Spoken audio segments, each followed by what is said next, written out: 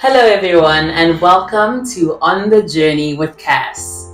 Today, we've got a very special guest, and a very old friend of mine who has risen to fame in the comedic world, Khanyisa Jam Jam, the comedian. Yeah. So, just to start, Khanyisa Jam Jam, please can you just introduce yourself? Tell us a little bit about yourself and where you're at.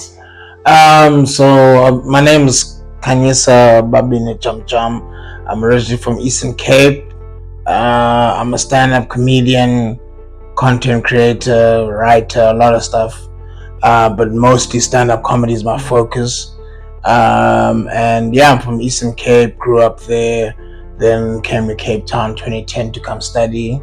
And yeah, I haven't left and pretty much been here for past 15 years or so. Yeah, I'm enjoying it. And yeah, still enjoying it. Still enjoying it. Yeah, good times.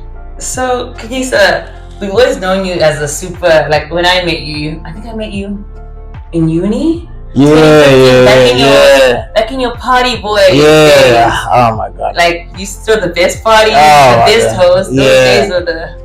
Those days were good. Too much fun. Too much fun was had. Yeah, too much fun, literally. And you've always been this super, like, funny center of attention. People always gravitated towards you. They've always, like, loved your sense of humor.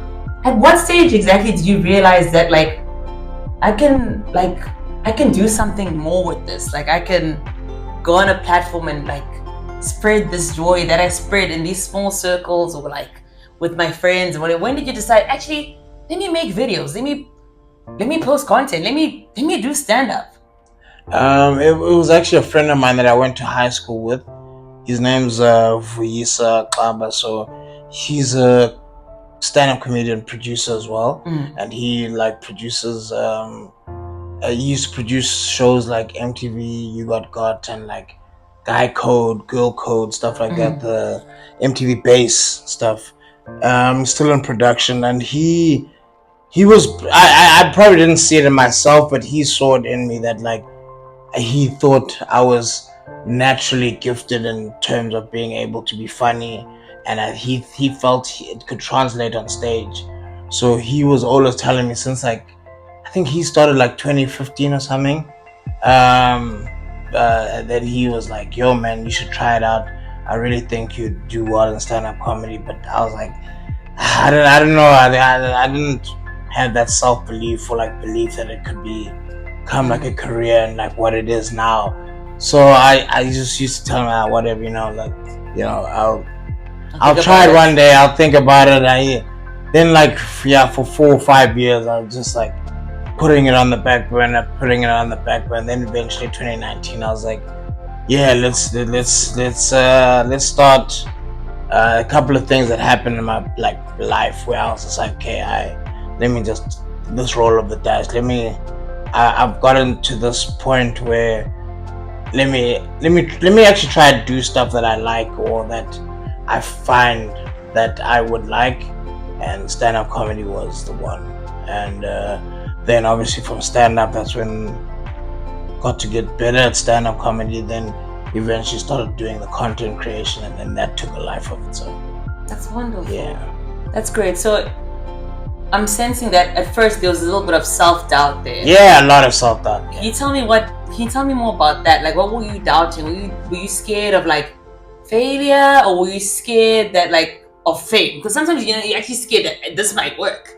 Like, what were you scared of? Like, what was the self-doubt? I wasn't really scared of fame. I don't think I've ever been that.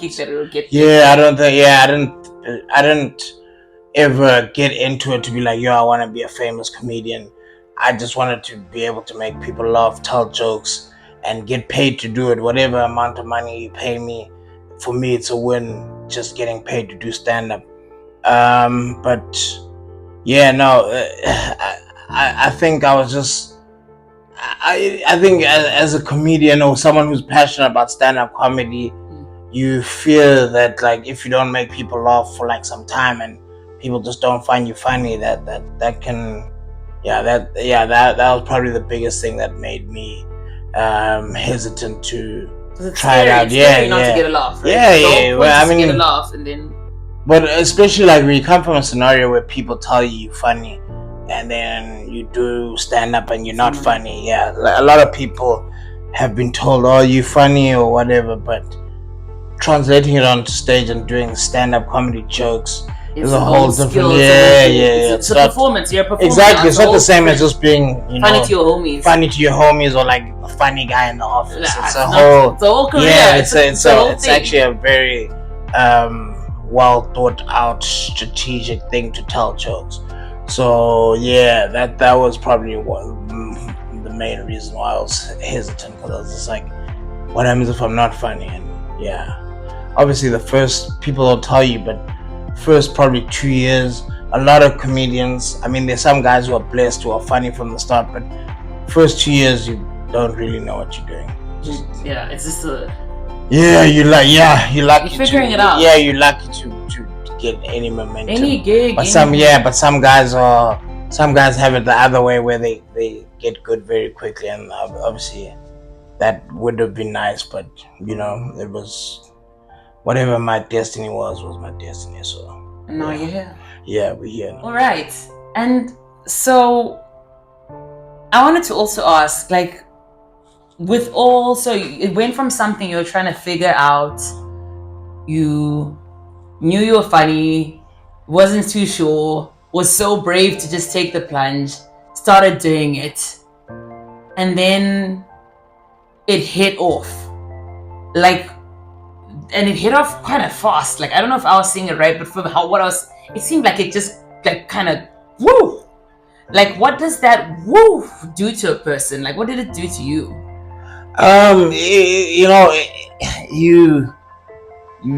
You don't plan for any. You don't plan for like a big explosion, or like you don't plan for like this big uptick in your career, but you deep down inside, that's what you'd hope for. Like, okay, like if I'm talented enough, and if the people see my talent enough, that they'll recognize it with great opportunities. So over the it wasn't, for me, it wasn't just a quick thing. It was like there was a lot of work put in, and like in the background, where I can imagine. I was going on tour. I used to go on tour with a lot of comedians to like National Arts Festival, go be an opening act for them.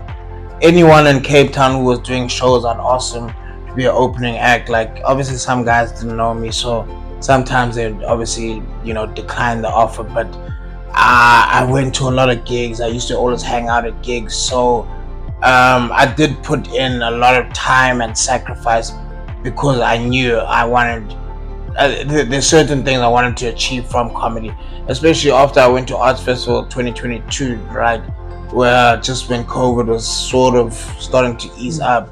That's when I really got the picture of like, okay, this is what can be done in comedy. And then that's when I was like, okay, let me put my head down and let me try figure it out, and like start carving my own name. As at that time I was still mostly Jam Jam the comedian. I was like, okay, let me push this name, let me start taking it as seriously as the guys who've been doing it for 10-15 years. Let me really put some professionalism behind this, and let me have sort of goals that I have, and try to stick to them.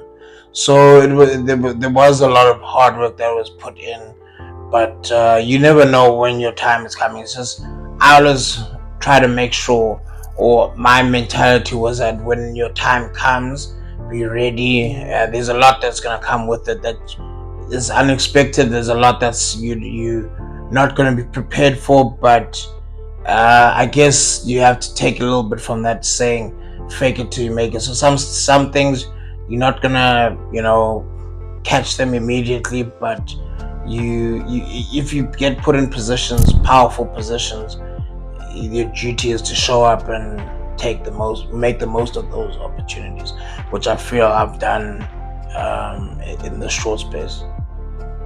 And can I ask, so what your headspace and your mental health before, I think I want 3 stages, to touch 3 stages. Yeah. So before, when you're an aspiring comedian, and then when you're working to be a big comedian, and then now you're a big comedian, what are those mental states, for lack of a better word, changed or evolved, or sometimes it's a back and forth? It's an interesting one. When I started, I think my mental health, I had very bad coping mechanisms to to cope with mental health sort of struggles. I was still partying hard, drinking and whatnot, doing drugs. So it wasn't something mental health that when I started 2019 comedy. So not something I took seriously. And then when I made the transition into starting to take comedy seriously in 2022, that's when I went for actual proper professional help. Went to Akiso, the one in Milnerton. And is that a mental health? Yeah, that's all those mental health wellness clinics. Then there I got diagnosed with anxiety, depression, clinical anxiety, depression, and then then I had to obviously there was a lot of drugs I was taking at the time, so that was when I started to do well comedy wise. 2022 was probably the darkest time in terms of like having to really deal with some of the stuff. You were dealing with all that stuff, but the career is also thriving as well. You still have to balance, still have to be funny. Yeah. But I always tell people I'm glad I got it out. I mean, it's a continuous battle, so it's not like I got it out the way. I was about to say I'm glad I got it out the way, but I'm glad that I started managing my mental health better before things like if I hadn't done it in 2022 and I was still 2019 me, and I got in the big breaks that I got like in the last 2 years, I think it would have been we wouldn't be having this conversation right now. It could have ended in a bad way. The self-inflicted like drug abuse was bad, the partying was bad, so I'm happy that I got the tools from Akiso and got the diagnosis, so then I could actually have a proper approach to my mental health well-being. I think that speaks volumes, because sometimes that's what I think even before we started recording, I was just talking about some people don't have the diagnosis, but they're still suffering with things. But I always feel so sometimes empowered. Obviously, it's a horrible diagnosis to like bipolar. It's not a nice diagnosis. Anxiety and depression is not a nice diagnosis to get. But once you know, knowledge is power. And now you have the tools. You give it. Now you know how to navigate. Just how to cope. It's literally, I think management is probably the best way to describe it. Now you know how to manage it. So it's still shit because you have the thing, but at least you have tools that you can grab onto and manage. Imagine being in that state and not just knowing. I mean, the people who obviously come from less privileged backgrounds who don't even have access to going to those places like Vincent Pilati, all those places, they have good clinics. I'm always like wondering how some like guys in the rural areas, how they deal with some of the stuff, knowing that there's almost zero. They don't even know what they have sometimes. Imagine being schizophrenic in the middle of the rural area. And there's no psychiatrist. So people just tell you, hey, bro, this guy's crazy. He's got demons. People start doing stuff to even trigger you. And it gets worse and worse. It can be quite horrific. So there's a lot of battles going on that we're not even aware of sometimes. So like you said, to be able to manage it, to get to a point where you get the tools to be able to manage your diagnosis, I think that's powerful and a blessing in itself.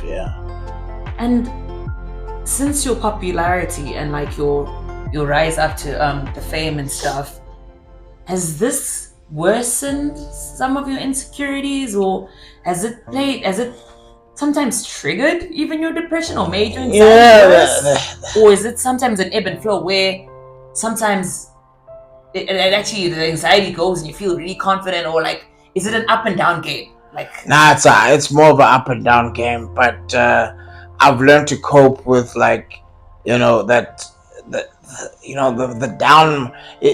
The down moments aren't that bad, and the high moments aren't that great. So I try to live in the middle of all of that, and I try to always have that mentality of whatever it is will pass. Like, even if you're not having a good time, gigs aren't going well, there's a time where it's an ebb and flow. Yeah, this career, creative careers, yeah, creative career, yeah, man. And you just have to trust the ebb and Yeah. flow. You just have to trust it. And when it's flowing, be aware that it's flowing, It's flowing. and you make the most of it as well. Definitely, yeah. I think so. Okay, I think you've given us quite a lot about, like, your journey. You've told us that you suffer with anxiety and depression. You like that's like an ongoing journey. Like, that's what you've explained, that it never doesn't go away, but you find ways to manage. You find ways to cope with it. For sure. And as a creative, I'm a creative myself, and I've also had, like, my previous videos, I've already explained, like, how sometimes, and I keep on explaining how I kind of deal with it, like being a creative in between the silence, because it's a weird career, right? Yeah. One season you're thriving and everyone loves you and you're the most popular. The next thing, there's no gigs, or people are not talking about you enough, or you're not posting enough videos, or I have to post a video but I don't feel like posting a video. Like, what advice from what you've learned in your career span would you give to fellow creators, fellow comedians, fellow artists? Because I think like all of us creatives who do have, like, diagnosed, or even the ones without, have, like, a role to play in kind of encouraging and, like, trying to motivate one another and just keep each other going, because we've had so many losses in the past year, like lots of actors and lots of comedians, lots of musicians, like, passing away due to, like, offing themselves and deleting themselves. Because I think, especially as a comedian, I can only imagine, like, I don't even know how sometimes for you, like, if you're having a bad day, like, I know with my thing, I've made a space for where I can be like, oh my God, today was a sad day. But even me, sometimes I feel like I have to be this happy, bubbly person and look like I'm thriving, because no one wants to watch a sad person. Yeah. Who wants to hire a sad person? Yeah. My agent wouldn't want to see a sad person. So, like, how do you, because you're also expressing yourself when you're happy, right? And you're making those jokes. But how do you feel when you're not happy and you still want to express? Is there room for you to do that, to be honest? I'll be honest, I don't think there's much. Like, there's a great quote by there's a comedian slash writer actor called Keenan Ivory Wayans, from the Wayans brothers, the whole group, and he says, because a lot of comedy, great comedy, good comedy, comes from your experiences and some of your traumas and whatever, and finding the funny in them and then communicating that to an audience.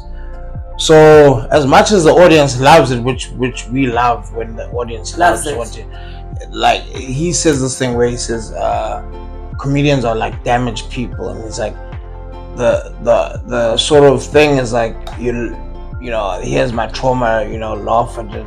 It's like, but when comedians go back home, they've still got that trauma. Yeah, you guys get relief from it because I can relate to that, and you relieved as the audience. But you guys stay with the stuff. Yeah, so it's a tricky one, man. Going, like, in knowing that you're still fighting these battles that aren't public, but there is mostly a facade where you have to, like, be like, oh no, things are good. But I think slowly but surely we're gonna have to start repackaging that and being able to be like, yo, man, things aren't the best, man. I'm not gonna do videos for a bit, and people must understand. Okay. Because people also want you. But also, the funny thing is, I sometimes feel like it's become so parasitic, right? Like, because people want you to make their day, like, to cheer them up, but then they don't. You're human. They don't care about your darkness and your sad. They like, You should give me joy, and they like expect a joke from but then that's why it's your responsibility to be able to take a break from that world and not be consumed by it. So like you gotta be like, hey man, I'm just making everyone happy and I'm not happy. That's when you need to reflect and be like, okay, I actually don't need to make everyone happy. Those followers, they're gonna go down, right? Because then they go down. Then they go down. I think that's something to be as an artist, like me being alive and happy is more important than anything. Yeah, if I need to go to followers, like, and I love my followers. My followers have put me in a powerful position and great position. I've gotten opportunities that I couldn't even imagine when I first got into the game. But nothing that's come of that is more important than being happy and like living a good life. And I'm talking about lifestyle, mental health, or physical health. There's nothing that you can't replace. There's nothing. Yeah, there's your life we're talking you about. You can't replace. And like you were saying earlier, like there's been some tragic stories. Like even now, this past week, as like stand-up comedians, we lost a very old in entertainment, actually, not just stand-up, but because he's a comic first, we obviously claim him as one of our own. We find that the most important thing that he did was Ebenezer Tibakwane, where he ended up taking his life. And he had suffered for depression for a long time, and he never like, you see at the, even yesterday watched online the memorial that the comedians did for him and stuff like that. Like the way we speak about it and the way that he's being spoken about is in such a high regard. Probably some of the highest praises I've ever seen for someone after their passing. But the disconnect for me is that obviously he didn't feel that when he was around.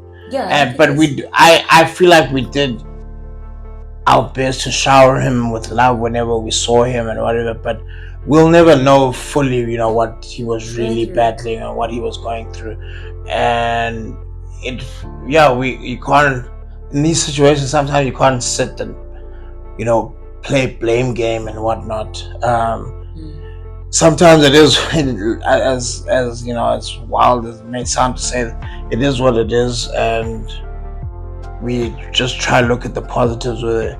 He left a mark in 31 years that he was on this earth. He left a huge mark on the entertainment industry, and he left a huge mark on the people that he interacted with. So it's our duty to, carry on his memory and legacy and try, approach these hard topics better going forward. So I'm hoping that, in this situation, people are able to be a bit more honest about, taking time for yourself. Even if the gigs are coming thick and fast, take time. Sometimes you can actually be like, I can't do this thing. Yeah. Your reputation goes down. But be like, yeah, man, I can't. Yeah. If you're talented enough and it will come. Something else will come. Yeah, they will come around. It will always come around. So sometimes if you feel like you're overworked or you feel like, no man, I've been, I'm just dry. Well, my cup isn't full. Okay. Rather, just take the time out that you need to recover and you need to feel good. The stuff is always there. The events that we attend, the gigs, the corporate gigs, and the money will come and find itself because you've got the talent. So you will find, but you have one life, and one mind, and one body. So that is something that we should prioritize. That's something I'm trying to prioritize myself right now. And I'm making very big efforts to that's being my focus. Focusing on myself more than the outside people. I think there's a lot of internal work I think we need as artists, as individuals, every profession even. Just internal work before external work. Yeah. I think that's kind of what you're summarizing. Yeah. Your internal is most precious. Before the followers, before the gigs. Yeah, and it won't be easy. It won't be easy because it's fluid, right? It's money. Sometimes you're like, oh, it's money. But it's also like, what cost? What cost? Yeah, that's true. That's basically it. Yeah. I think that's it. Yeah. Thank you so much. No, thank you for having me. Thank you so Great much for conversation. sharing. Sharing like your thoughts, sharing your journey, being vulnerable enough. Yeah. Also, as a man, just even like coming up and saying, I have anxiety, I have depression, I'm sorting it out, I'm managing my life. Yeah. Is already brave enough, because a lot of people doesn't say, or even trying to find out what that thing was is so brave, because it's not easy out there. People still say, oh yeah, there's a space, men just don't go. People, but it's just it's still a lot of stigma around it. Yeah, a lot of, it's not that. There's still a lot of toughen up mentality around men's mental health. It's like, nah, man. Yeah, toughen up, be grateful. That's not good. That's not what we should be doing. That's not what should be. And I stand by that. Yeah.